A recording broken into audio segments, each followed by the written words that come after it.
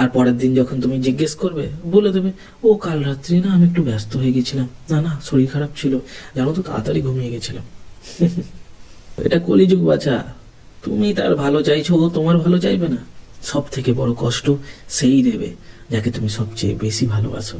তুমি ভাবছো কত ভালো সময় কাটবে, কত ভালো জীবন কাটবে তার সাথে সঙ্গে থেকে। ও ভাবছে কার কার কাছ থেকে সে প্রপোজ পাবে, কতগুলো প্রপোজাল পাবে, তবে সে খুশি হবে, তবে না তার সাজের বাহারের উদ্ধার হবে, তবে সে তো একটা লাইসেন্স পাবে, তাই না? যে সেই যে বেরোলো রূপশ্রী সুন্দরী, তাকে তো হ্যান্ডসাম ছেলেদের ধারের কাছে আসতেই হবে। না হলে তার কি মান বাড়বে না? তাকে কি লোকে এমনি হেও করবে না? তাকে তো বলতে হবে, দেখ চারজন আমাকে বলেছে জানিস তো, যাক এটা এটা দেবেছে, এটা এটা বলেছে, আমি এখানে পার্টি করতে গেছিলাম, আমাকে এই এই প্রপোজাল দিয়েছে, ছেলেটা এইরাম দেখতে, ছেলেটা ওইটা করে, ছেলেটা এই কাজ করে, ছেলেটা ওই পরিবারের।